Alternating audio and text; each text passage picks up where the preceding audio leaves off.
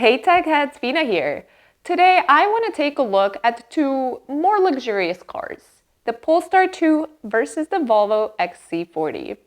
Viewers sometimes ask me about choosing between these two, and I can definitely see why, because whenever I see one parked on the street, I have to go take a closer look. And believe me, choosing between the two is tough. So which one has more cargo space, more rear legroom, and a better infotainment system? Let's find out. For this comparison, I've chosen the Polestar 2 long-range single motor and the Volvo XC40 single motor extended range, since they are the versions most similar to each other. So let's go ahead and compare them side by side. The Polestar 2 is 4,606 millimeters long, while the Volvo XC40 is a bit shorter at 4,440 millimeters. So that is a difference of 166 millimeters.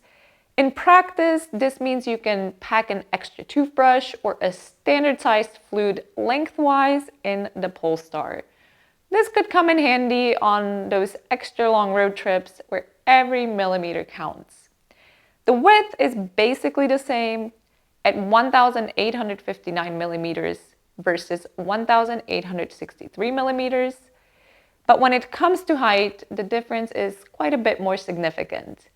The Polestar 2 liftback is 1,479 millimeters tall, while the Volvo XC40 SUV is significantly taller at 1,647 millimeters.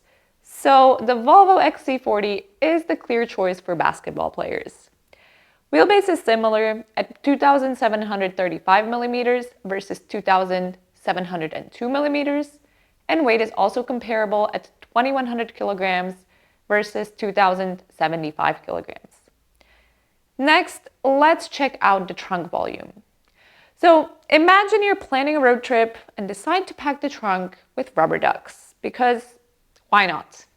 The Volvo XC40, with its 452-liter trunk, can accommodate not just your bags, but an extra 47 liters of space compared to the Polestar 2. In duct terms, this means an additional 150 rubber ducks. So, if you're torn between the Polestar 2 and the Volvo XC40, you just have to ask yourself, how important is it to me to have an extra 150 rubber ducks with me at all times? And your choice is made. Both cars do have a frunk, so that's where you can store your charging cables, since your trunk is obviously occupied. And if instead of taking up valuable space in the back, you want to throw your rubber ducks behind you, either car will be a safe bet, as both cars can tow an unbraked trailer up to 750 kilograms or a braked trailer up to 1,500 kilograms. Ground clearance is 151 millimeters for the Polestar and 176 millimeters for the Volvo XC40. Next, let's look at their motors and performance. So the Polestar 2 does have an advantage in power. Its electric motor produces 220 kilowatts, while the Volvo XC40 produces only 185 kilowatts. Torque is 490 newton meters versus 420 newton meters respectively, and both cars do have rear-wheel drive with the motor in the rear, which is ideal for an EV. Now the Polestar 2 accelerates from 0 to 100 kilometers per hour in just 6.2 seconds, while the Volvo XC40 needs 7.4 seconds for the same sprint. This shows you that the Polestar is a more agile car and it offers a sportier driving experience. So if that's what you're looking for, then the Polestar 2 might be the right choice for you. Besides the power and acceleration, it is important to note the top speed. The Polestar 2 can reach 205 kilometers per hour, while the Volvo XC40 is limited to 180 kilometers per hour. Now, these speeds of course exceed the legal limits in most countries, but it does give you a nice idea of each car's potential. The high power and torque, together with the rear-wheel drive, provide better traction and weight distribution, which is of course logically useful, especially for acceleration and the overall stability of both cars. And what about charging? So both cars have a 79 kilowatt-hour lithium-ion battery pack on the CMA platform, and onboard chargers are limited to 11 kilowatts AC. And you already know what I'm going to say here. 22 kilowatts would of course be better, but what can you do? DC fast charging peaks at 205 kilowatts for the Polestar and 200 kilowatts for the Volvo. So again, pretty similar there. And average charging power from 10 to 80% is 125 kilowatts for both. Their charge ports are on the rear right side. The real-world range is 470 kilometers for the Polestar and just 400 kilometers for the Volvo SUV. Those are both pretty good, I would say, with Polestar, of course, being just that little bit better. So if you love long trips with minimal brakes, Polestar might be a better choice for you. And unfortunately, neither car offers V2L or V2G capabilities, which I would say is quite a shame. Both cars have excellent infotainment systems with Android Automotive, which is among the best available today, with fast response, regular updates, and tablet-like usability. Google Maps and route planning with charging stops are standard, so it shows you the arrival state of charge, just like a Tesla. You can choose your preferred network too, so it's just how it should be. It's fast, clear, and very functional. With supported languages, you can also use Google Assistant with, using your voice.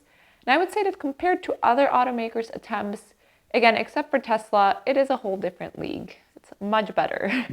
The Polestar 2 has an 11.5-inch center display and a 12.3-inch digital dash. Meanwhile, the Volvo XC40's center screen is 9 inches, and it does look a bit dated in the UI, though it's not harder to use. It also has a great 12-inch driver display, and starting from 2022, the Volvo can be equipped with a head-up display, which the Polestar still lacks.